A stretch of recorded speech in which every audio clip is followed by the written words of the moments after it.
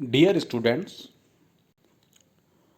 now with this topic, we are starting a new system, that is respiratory system, and in this session we will discuss pharmacotherapy of cough. Cough is a very common problem. You almost all of you have experienced cough at some time in your life. In vernacular language, in local language, we say cough as khansi. Okay, cough. This is khansi or cough. So in this session we will discuss how the cough is treated. So starting with what is cough? Cough is a actually it is a protective reflex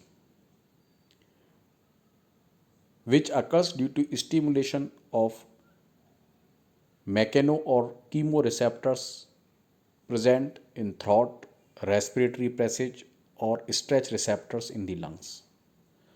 So it occurs because of the stimulation of receptors starting from the upper respiratory passage to lower respiratory passage, starting from throat, respiratory passage, or in lungs. It is basically of two types. First one is non-productive cough or dry cough, सूखी खांसी.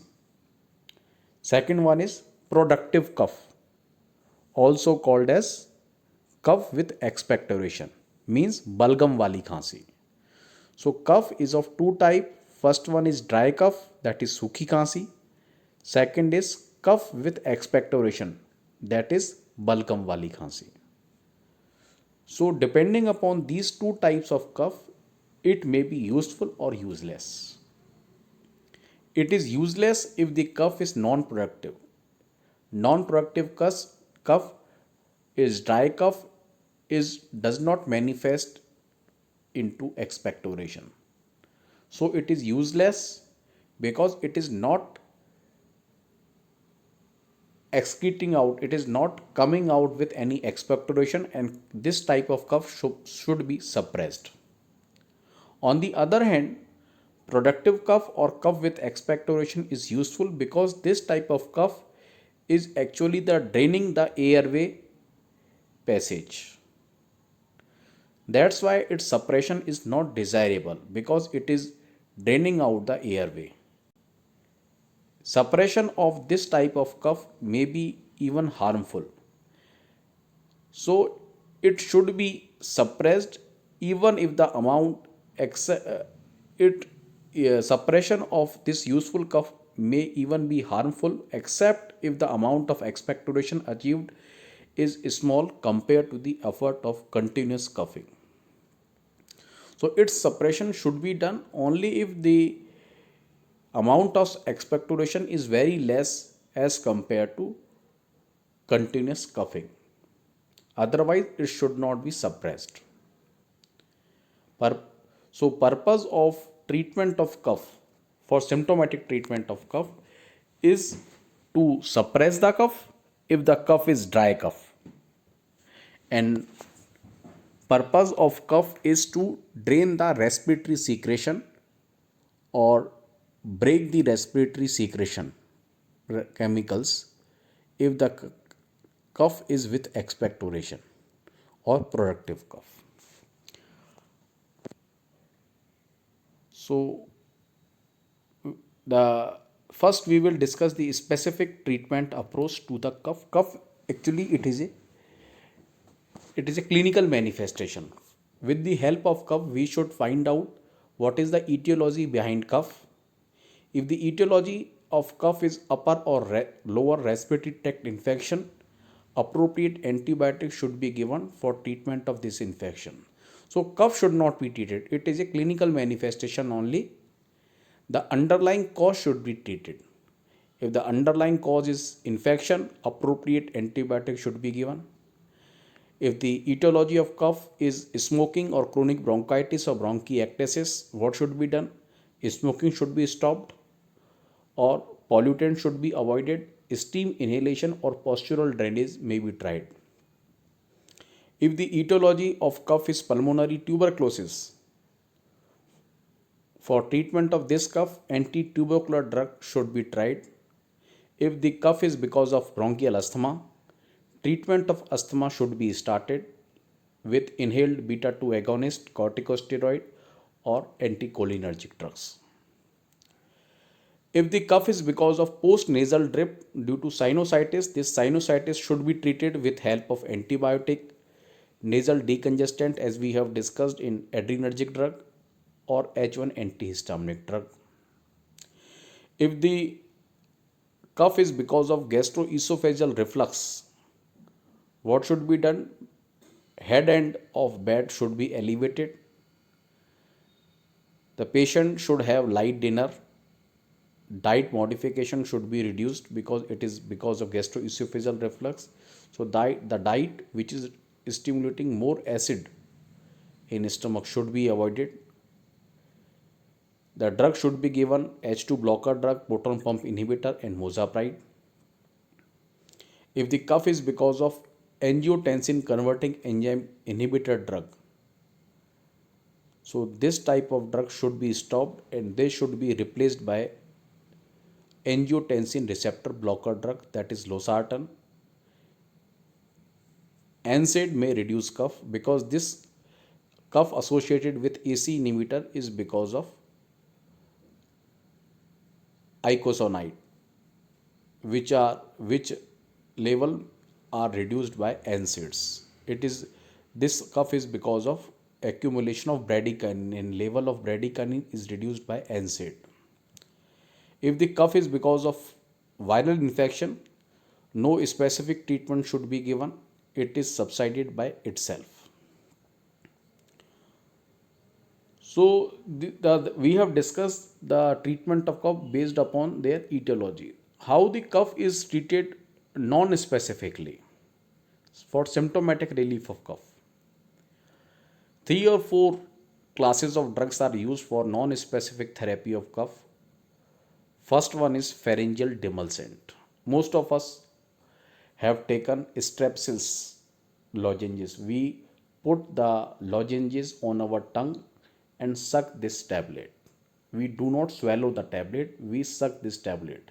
These are pharyngeal demulcent.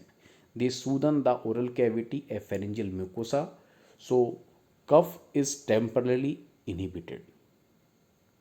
These are lozenges or cough drops or linctus. They containing syrup or glycerin and licorice. Second and third group are used in treatment of cough with expectoration or cough or productive cough. These are mucolytic and expectorant drug. Mucolytic drug, they lyse mucus, respiratory mucus, because they break disulfide bond present in respiratory secretions. And this respiratory mucus is drained out by a different class of drug.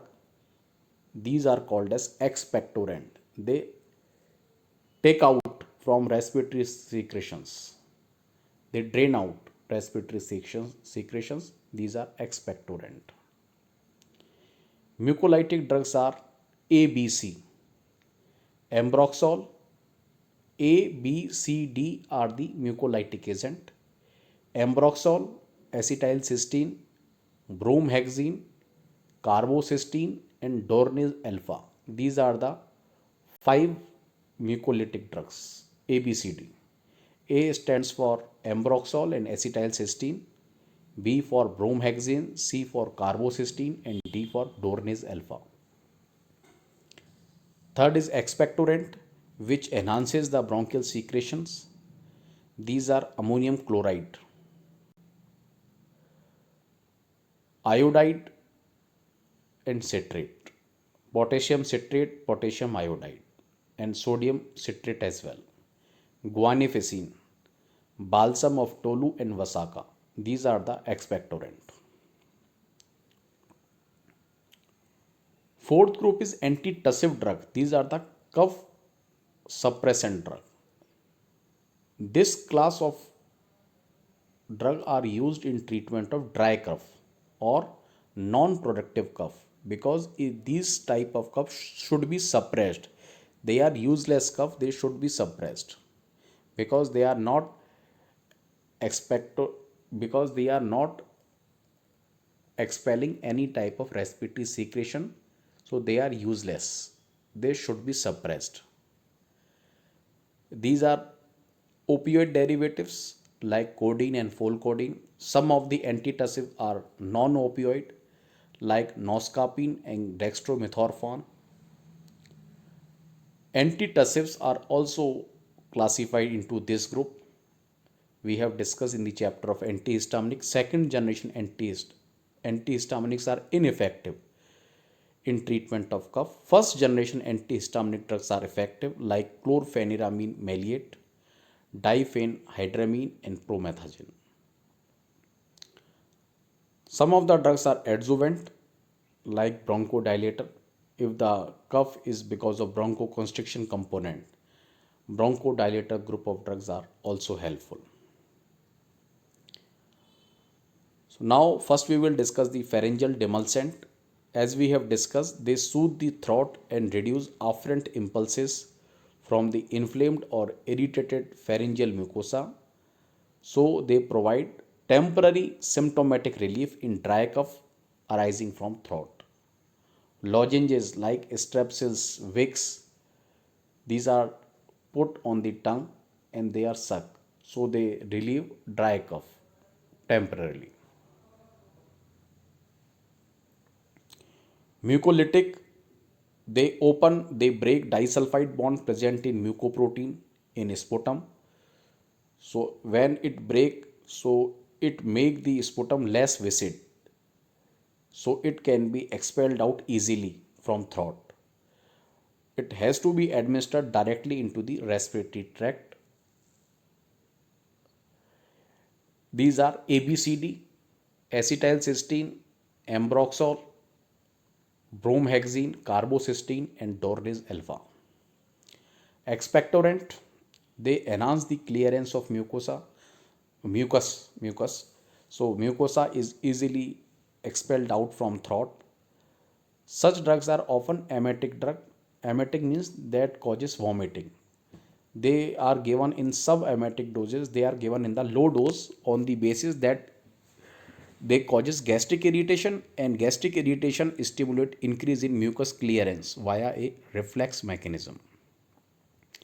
They are commonly prescribed, but their efficacy is still questionable. Only one expectorant is approved in US, that is guaifenesin. Other expectorant are sodium or potassium citrate, potassium iodide, balsam of Tolu, Vasaka, and ammonium chloride. Out of these, important one is ammonium chloride. So at least keep remember guaifenesin and ammonium chloride. Others are sodium potassium iodide, citrate, Vasaka, Tolu. These are the other expectorant. So mucolytic and expectorant are used in cough with expectoration or productive cough, because in this productive cough you have to expel the mucus from throat. In condition of productive cough, we will not use antitussive because antitussive will suppress cough, and suppression of cough is not desired in productive cough. Antitussive drugs are used in only in dry cough. They are not used in cough with expectorant. Next group is antitussive that are used in treatment of dry cough. They are not used in cough with expectorant. They are of two type, opiate type and non-opiate type.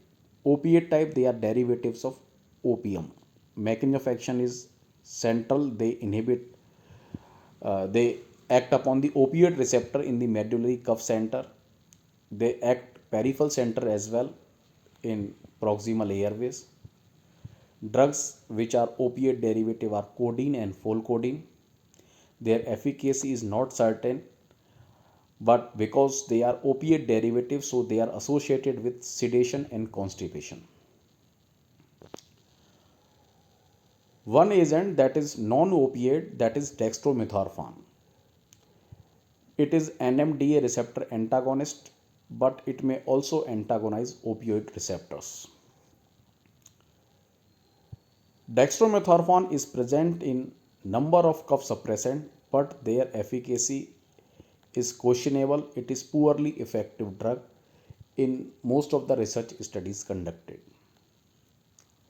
At high doses, it causes hallucination and it also has significant abuse potential. The significant abuse potential is also present with codeine because it is opioid derivative. One antitussive agent is, that is the newer one, that is benzonatate. How does it act? It is a local anesthetic agent. It causes local anesthesia. It acts peripherally and it anesthetizes the stretch receptor present in the respiratory passage, lungs and pleura. So cough receptors in the peripheral organs in respiratory passage are inhibited. As a side effect, it causes dizziness, dysphagia. On the high dose, it causes seizure and cardiac arrest. And because of its metabolite, that is para-aminobenzoic acid, it causes severe allergic reaction.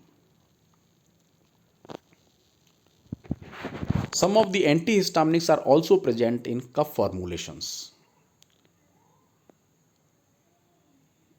Which generation of antihistaminic drugs are used in treatment of cough? That is first generation antihistaminic. Second generation antihistaminics are not effective in treatment of cough.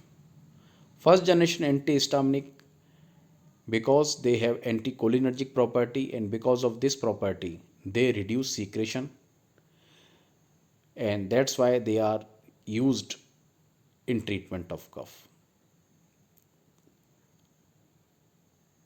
They do not have any expectorant property and they do not suppress cough.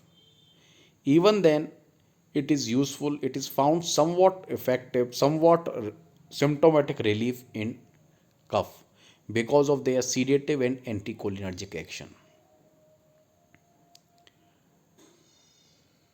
They have been specifically promoted for cough in respiratory allergic state because antihistaminic drugs are anti-allergic, so it is promoted for cough that is present associated with respiratory allergic state. Although their lack of efficacy in asthma is legendary. Chlorpheniramine, maleate, diphenhydramine, and promethazine are commonly used in cough formulations. Second generation antihistaminics are ineffective.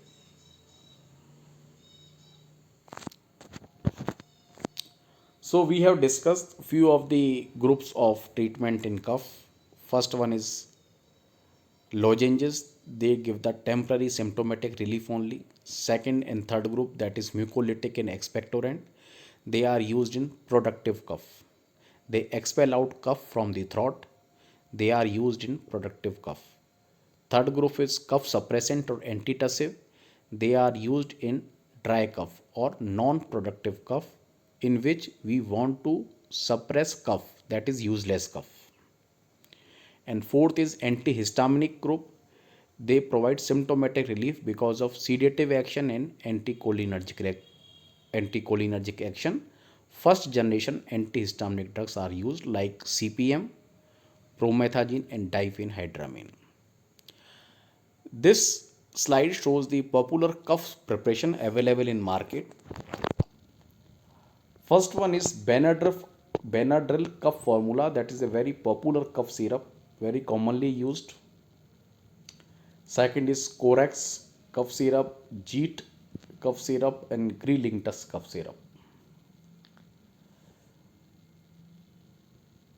Just focus on the last two cough syrup, that is Jeet and Grelingtus. Jeet is very popularly used cough syrup. It has guanfacine, that is expectorant. As we have discussed, it is expectorant. It expel out mucus, respiratory secretions out of the throat.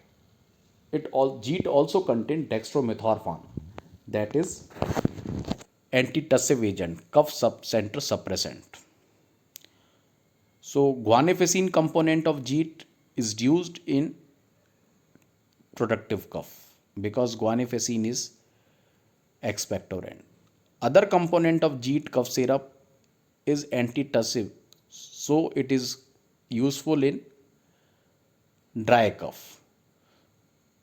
So if the patient is suffering from dry cough, dextromethorphan is useful in that patient, but guanifacine is not useful because the patient is having dry cough, patient is not having any expectoration, but you are giving expectorant which is not useful in that patient. So this JEET preparation is not suitable, it is not rational for patient with dry cough because it has guanifacine also along with dextromethorphan. If the patient is suffering from productive cough with expectoration, dextromethorphan present in JEET, it will suppress cough, and this cough suppression in this patient, cough suppression in patient with productive cough is harmful.